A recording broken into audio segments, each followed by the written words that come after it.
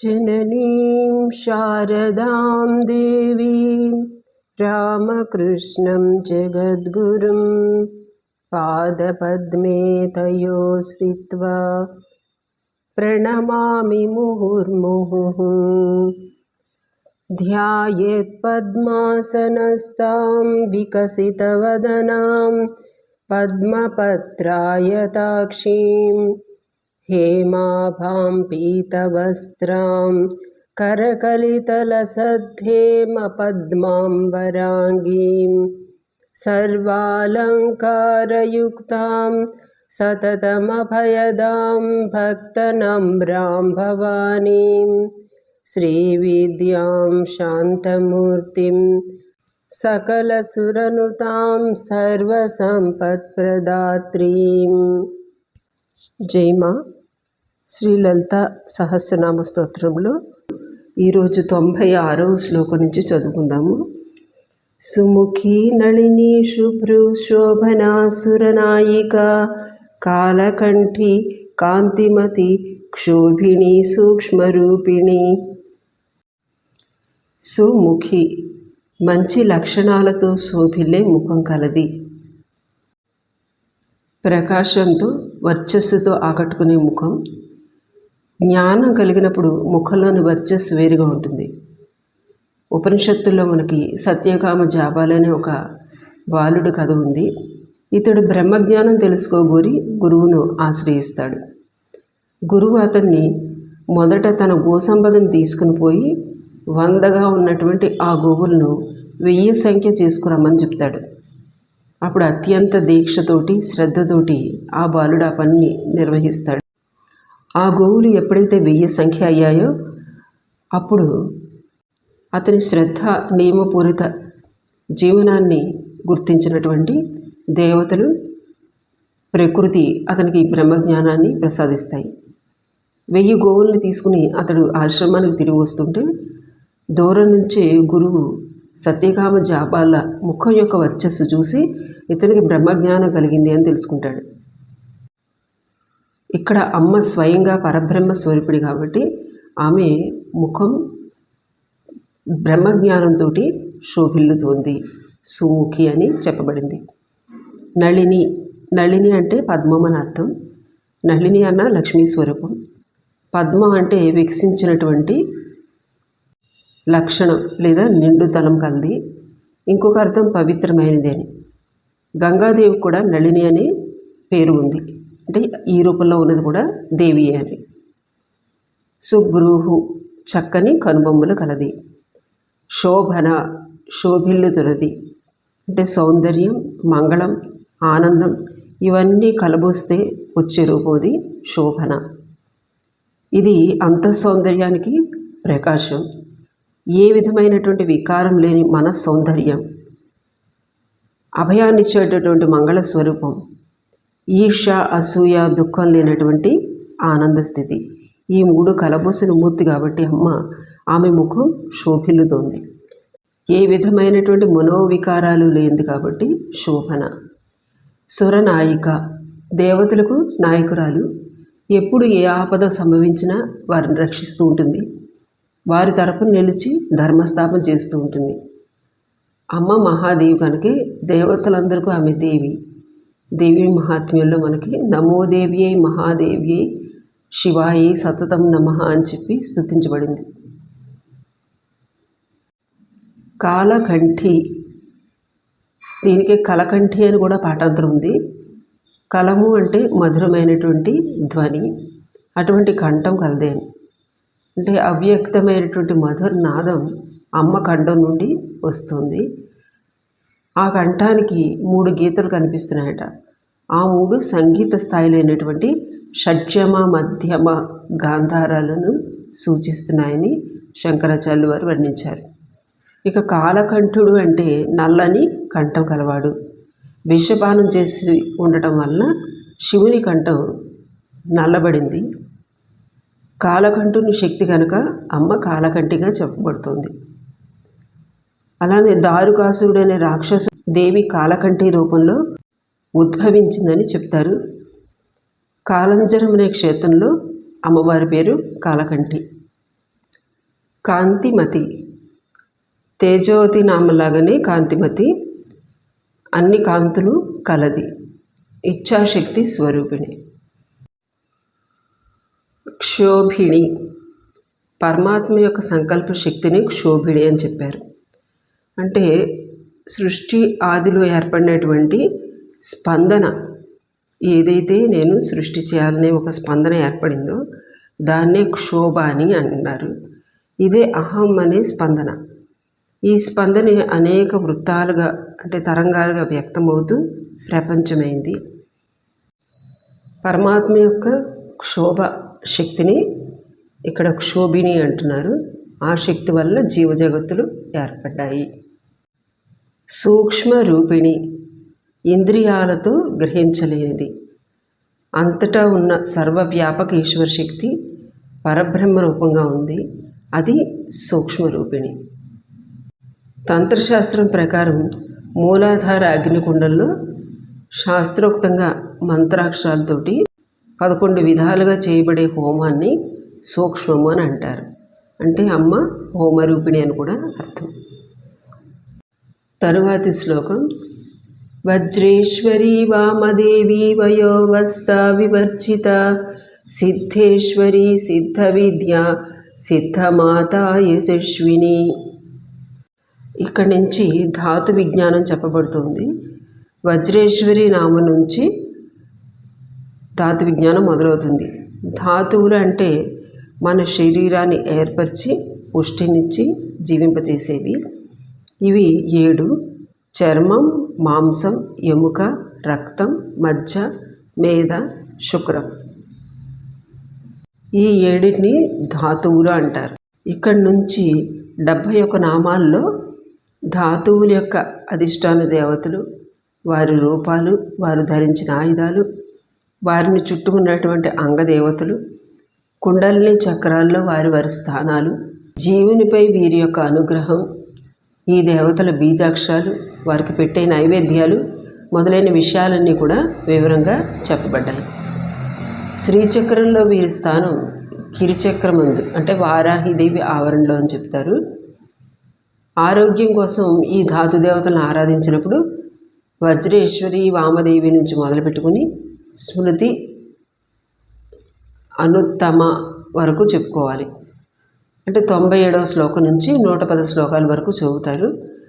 ఒక్కొక్క ధాతు దేవతకు ముందు శ్రీమాత్రే నమః అని మొదలుపెట్టుకుని ఆ దేవతకు సంబంధించిన నామాలన్నీ చదువుకుని మరలా శ్రీమాత్రే నమః అని జపించుకుని ఆ దేవతలకు సంబంధించినటువంటి నైవేద్యాలు పెట్టి ప్రసాద గ్రహణం చేస్తే ఆ ధాతువుకు సంబంధించిన రోగాలు పోతాయి అని చెప్పబడుతోంది. ఇప్పుడు ఈ నామాలను మనం వరుసగా చెప్పుకుందాము.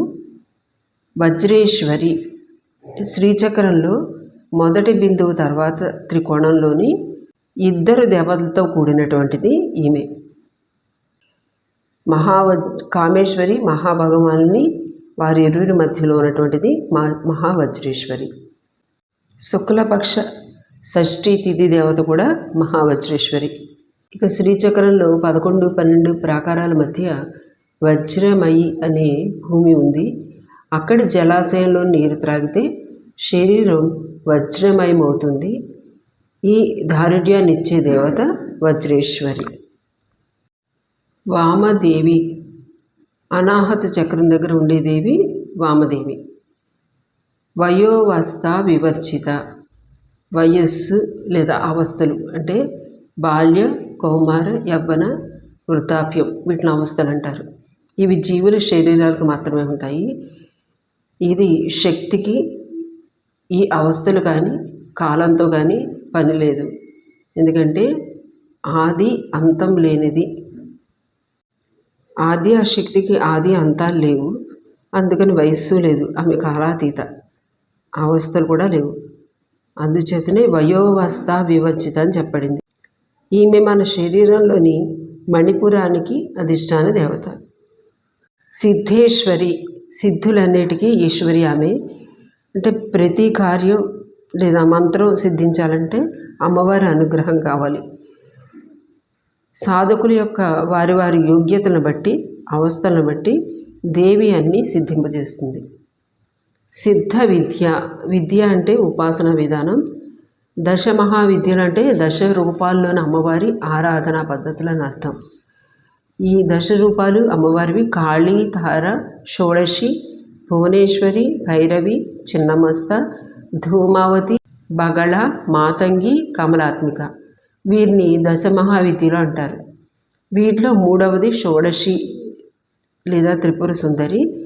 ఈ విద్యని శ్రీ లలితా విద్య అని చెప్తున్నాం. ఈ దశ మహావిద్యలన్నీ కూడా సాత్వికంగా వివేక వైరాగ్యాలతో పూజిస్తే మోక్షాన్నిస్తాయి. క్షుద్రమైన ప్రయోజనాలు సిద్ధుల కోసం చేస్తే తాంత్రిక విద్య అవుతుంది. ఇది ఉపాసన ద్వారా చిత్తశుద్ధిని, ఈశ్వర కృపని పొందటం పరమ ప్రయోజనం. అలా మోక్షాన్ని ఇవ్వగలిగే విద్య కాబట్టి దీన్ని సిద్ధ విద్య అన్నారు. శ్రీ విద్య లేదా లలితా విద్య విశిష్టమైంది. శంకరాచార్యుల వారు కూడా శ్రీ విద్యోపాసనను ప్రచలితం చేశారు. అంటే భౌతిక ప్రయోజనాలకి చేసే విద్యలు, వీటికి గురువు కానీ మంత్రానికి కానీ శిష్యుడికి కానీ శోధన అనేది అవసరం అవుతుంది. ఇటువంటి అవసరం లేని విద్య శ్రీ విద్య. అందుకనే దీన్ని సిద్ధ విద్య అన్నారు. అంటే బ్రహ్మ విద్య అని అర్థం. సిద్ధమాత, సిద్ధులను ఇచ్చునది రక్షించున్నది కనుక సిద్ధమాత. సిద్ధులను నియమించినప్పుడు సిద్ధేశ్వరిగా, సిద్ధులను ప్రసాదించినప్పుడు శ్రీ విద్యా స్వరూపుని కనుక సిద్ధ విద్యగాను, ఈ అనుగ్రహించినటువంటి సిద్ధులను రక్షించింది కాబట్టి సిద్ధమాతగాను అమ్మవారిని 3 నామాల్లో చెప్పబడింది. యశస్విని, యశస్సు అంటే కీర్తి గలది, అంటే అన్ని సిద్ధుల వల్ల కలిగే యశస్సు. దానికంటే కూడా ఎక్కువైన యశస్సు ఒకటి ఉంది, అది ధర్మం వల్ల కలిగే యశస్సు. ఇది శాశ్వతమైందనమాట. ఇటువంటి యశస్సుని తన నామంగా కలదు కాబట్టి యశస్విని అని చెప్పబడింది. యశస్విని దేవి ఉండే స్థానం సహస్రారం.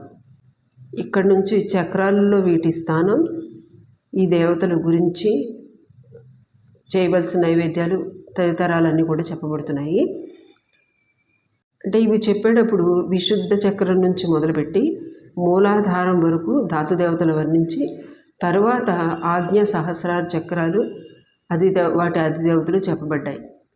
అంటే విశుద్ధ చక్రం దగ్గర ఆకాశ స్థానం, ఆకాశం నుంచి వాయువు, తర్వాత అనాహత చక్రం దగ్గర ఏమో వాయువు, వాయువు నుంచి అగ్ని, అది మణిపురం చక్రం దగ్గర, అగ్ని నుంచి జలం, అది స్వాదిష్టాన చక్రం దగ్గర, జలం నుంచి పృథ్వీ అంటే మూలాధారం దగ్గర భూతత్వం. ఈ విధంగా పంచభూతాలు ఆకాశం మొదలుకొని ఒకదాని నుంచి మరొకటి ఏర్పడ్డాయి. అందుకని పంచమహాభూతాలు ఏర్పడిన క్రమంలోనే విశుద్ధ చక్రం నుంచి కిందకి మూలాధార చక్రం వరకు ముందు వర్ణించారు. తరువాత ఆజ్ఞాచక్రం సహస్రారం గురించి చెప్పబడింది. ఎందుకనంటే పంచమహాభూతాలతో ఏర్పడినటువంటి శరీరం, వీడితో కలిసిపోయినటువంటి అంతఃకరణ తత్వం మనస్సు. ఈ మనస్సు అనేది ఆజ్ఞాచక్రస్థానం. మనస్సు ద్వారానే మనం ఉన్నత తత్వాన్ని పట్టుకోగలుగుతున్నాం. ఇక చివరిది సహస్రారం. ఈ క్రమంలోనే మంత్రాలన్నీ కూడా చెప్పబడ్డాయి. విశుద్ధ చక్ర నిలయ రక్తవర్ణ త్రిలోచన ఖట్వాంగాది ప్రహరణ వదనైక సమన్విత. అంటే కంఠస్థానం ముందు ఉన్నటువంటి చక్రంలో విశుద్ధ చక్రం అని అంటారు. అక్కడ ఉన్నటువంటి తల్లి. కంఠస్థానంలో ఉన్న చక్రం లేదా పద్మానికి 16 దళాలు ఉంటాయి. ఈ దళాలు ఒక్కొక్కటి ఒక్కొక్క దేవత.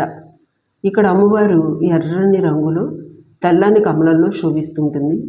ఇదే తరువాతి నామం రక్తవర్ణ. విశుద్ధ చక్రంలో ఉన్నటువంటి దేవి రక్తవర్ణ.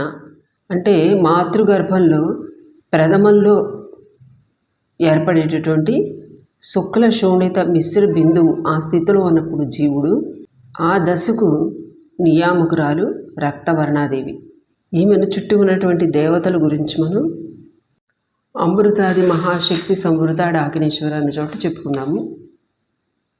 తరువాతి నామం త్రిలోచన, అంటే 3 కన్నులు కలది. ఈమె రూపం గురించి వివరణిస్తున్నారు. ఈమె ధరించిన ఆయుధాలు ఎలా ఉన్నాయంటే ఖట్వాంగాది ప్రహరణ అని చెప్పబడింది. ఖట్వాంగం అంటే కర్ర పైన ఒక కపాలం ఉన్నటువంటి ఆయుధం. ఇక ఆది అంటే ఖడ్గం, త్రిశూలం, చర్మం, డాలు. ఇవి నాలుగు చేతుల్లో ధరించి ఉంది. వదనైక సమన్విత, ఈమె ఒకే ముఖంతో ఉంది. పాయసాన్న ప్రియా త్వక్స్థ పశులోక భయంకరి అమృతాది మహాశక్తి సమృత డాకినీశ్వరి. పాయసాన్న ప్రియ, పాయసం అంటే ఈమెకు చాలా ఇష్టం. ఇది ఈ పాయసం చేసే విధానం 2 వంతులు లేదా సరిపడే పాలు పోసి బెల్లం, పెసరపప్పు, ఆవు నెయ్యి వేసి వండాలి. త్వక్స్థ చర్మమునందు ఉండి దేవత అంటే చర్మధాతువును నియంత్రించున్నది. పశులోక భయంకరి, పశువు అంటే జ్ఞానం లేనివాడు, నేను వేరు భగవంతుడు వేరు అనుకునే వారే పశుభావం కలిగి ఉంటారు. దీన్ని తొలగిస్తుంది అని. అమృతాది మహాశక్తి సమృత, అమృత అనే దేవత మొదలగు 16 మంది దేవతలతో చుట్టి ఉన్నది.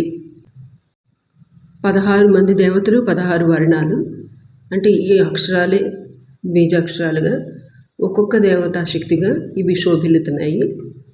ఆ అమృత, ఆ ఆకర్షిణి, ఈ ఇంద్రాణి, ఈ ఈశాని, ఊ ఉష కేశి, ఊ ఊర్ధ్వ, రు రుద్ధిద, రు రుకార, లు లుకార, లు లోష, ఏ ఏకపద, ఐ ఐశ్వర్య, ఓం ఓంకారి, ఔ ఔషధి, అంబిక. అంటే ఆ నుంచి 16 అక్షరాలు ఆహా వరకు అన్నీ చెప్పబడ్డాయి. అందుకనే లలితాంబని మాతృగా వర్ణ రూపిణి అని కూడా అన్నారు. డాకినేశ్వరి, ఈ 16 మంది దేవతలు చుట్టి ఉంటే మధ్యలో ఉన్నటువంటి లలితాంబిక రూపం, ఈమె పేరు డాకినేశ్వరి. ఈమె విశుద్ధ చక్రాధిష్టాన దేవత. ఈమెకి వీర్యవంద్య అని ఇంకొక పేరు కూడా ఉంది. అనాహతాబ్జ నిలయ శ్యామాభావదనద్వయ దంష్ట్రోజ్వలాక్షమాలాది ధరారుధిర సంస్థిత. అనాహతాబ్జ నిలయ, అనాహతం అంటే హృదయ పద్మస్థానంలో ఉన్నది. గర్భస్థ పిండ విషయంలో ఇది 2వ మాసం. శ్యామాభ, శ్యామల అంటే నల్లని వర్ణం కలది. వదనద్వయ, 2 ముఖాలు కలది. అంటే శిశువు ఇంద్రియాల కొరకు 2గా ఏర్పడుతుంది. దంష్ట్రోజ్వల, 2 ఉజ్వలమైన కోరలు కలది. అక్షమాలాది ధర, అక్షమాల అంటే జపమాల. శూలం, కపాలం, ఢవరు 4 ఆయుధాలు కూడా ఈమె ధరించి ఉంది. రుధిర సంస్థిత అంటే నెత్తురు ధాతువుకు అధిష్టానంగా ఉంటుంది. రక్త సంబంధ దోషాలు అన్నిటినీ కూడా పోగొట్టున్నది. ఇక్కడితో 100 శ్లోకాలు పూర్తయ్యాయి. జై మా.